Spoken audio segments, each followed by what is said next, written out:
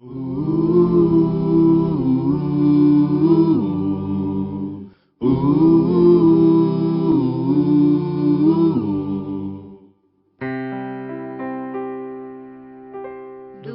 teu falar, ó Salvador, jamais vou duvidar, é encorajador. Alimento Diário, série Cristo, o centro conector da obra de Deus. Título do volume 3, Vinculados em Amor. Autor, Pedro Dong.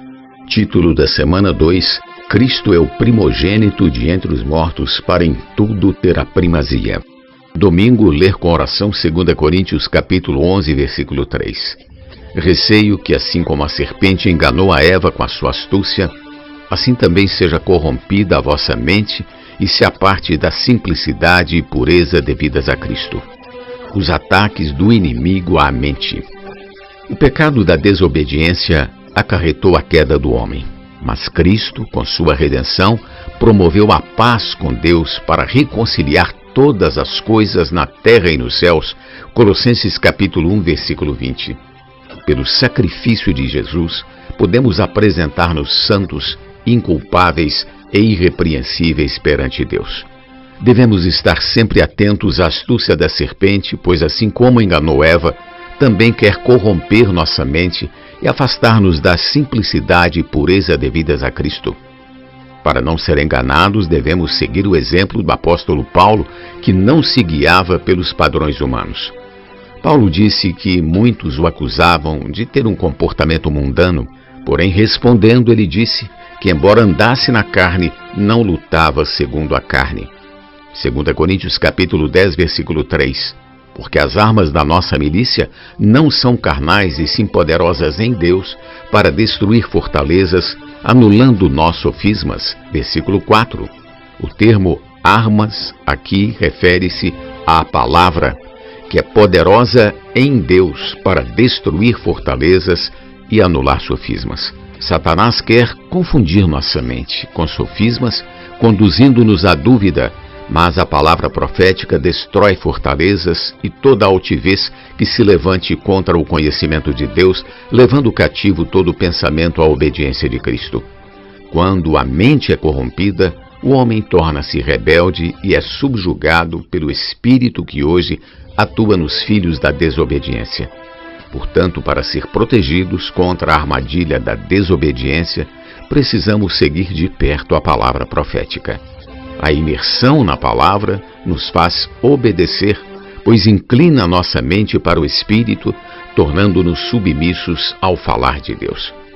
Os ataques do inimigo corrompem nossa mente, que passa a arrazoar. Assim são construídas fortalezas que impedem a palavra de penetrar em nós. Por exemplo, quando um casal contende, o ofendido passa a arrazoar consigo mesmo sobre o que ocorreu. Em seguida vem a raiva, a indignação e novos pensamentos negativos, piorando ainda mais a situação. Tijolo sobre tijolo, a fortaleza vai sendo construída. O casal passa dias sem conversar um com o outro, e alguns, infelizmente, retêm esse sentimento e às vezes até o levam para o caixão. Há também casos de irmãos que se indispõem com o mover atual, criticam a prática da imersão e argumentam que não era assim no passado, que a vida da igreja mudou. São muitos argumentos, mas um só resultado: a insubmissão. De um lado está o arrazoamento de uma mente corrompida, de outro a palavra de Deus, que é poderosa para destruir fortalezas e levar todo o pensamento à obediência de Cristo. Muitos são os testemunhos de marido e mulher que juntos fizeram a imersão na palavra e tiveram seu casamento restaurado. A imersão destrói fortalezas e conduz a um viver singelo. Por isso precisamos ser simples, abandonando toda a complicação de nossa mente. Porque a nossa glória é esta, o testemunho da nossa consciência de que com santidade e sinceridade de Deus, não com sabedoria humana, mas na graça divina, temos vivido no mundo e mais especialmente para convosco. 2 Coríntios capítulo 1, versículo 12. As palavras santidade e sinceridade em alguns manuscritos são traduzidas para simplicidade e sinceridade. Devemos então viver na simplicidade e sinceridade de Deus e não na sabedoria humana. Na década de 80, em face de uma grande rebelião que assolou as igrejas, esforcei-me para ajudar alguns irmãos. Nessa ocasião, ouvi muitos argumentos e arrazoamentos. O resultado é que fui contaminado com morte espiritual. A morte que se alastrava entre as igrejas e produzia rebelião me havia afetado. Quais eram os sintomas da morte?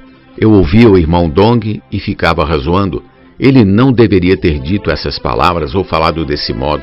Isso vai dar motivo para outros criticarem. Na realidade, era eu quem me tornara crítico. Passei a ouvir as mensagens para julgar o que era dito. Por outro lado, percebi que muitos irmãos a meu redor desfrutavam a palavra com alegria e eu continuava morto e cheio de razões. É terrível estar certo, porém morto. Só você enxerga problemas e ninguém mais. Então em minha angústia clamei: Senhor, socorre-me. Tira-me desta situação. Livrar-se de um pecado é mais fácil do que se livrar da morte. No primeiro caso, pedimos perdão ao Senhor e a situação é resolvida. A morte, porém, nos torna complicados. Tornamo-nos juízes de tudo. Quem somos nós para julgar alguém? Que situação horrível foi julgar o irmão Dong, alguém que tinha uma comissão dada por Deus. Percebi que eu me colocava no lugar de Deus. Levei meses para limpar minha mente e meu coração. A simplicidade e sinceridade mencionadas acima foram minha cura. A sabedoria humana julga e critica. Hoje não sirvo mais pela sabedoria humana, mas por meio do rio da graça. Depois dessa experiência, decidi nunca mais ser complicado. Convido todos a fazer o mesmo. Renunciar à posição de juiz é uma prevenção contra a contaminação da morte. Deus sabe como agir e não precisa de nossa opinião. O rio da graça nos transformará. Confiemos na graça divina e não na sabedoria humana. Agindo assim, nós nos manteremos simples e sinceros. Pergunta de hoje: por que devemos manter a simplicidade e a sinceridade? Jesus Cristo é o Senhor. Do teu falar, ó Salvador, jamais vou duvidar, é encorajador, fiel me faz andar, faz tua glória ver, o mal vem derrotar. Fiel me faz andar, faz tua glória ver, o mal vem derrotar.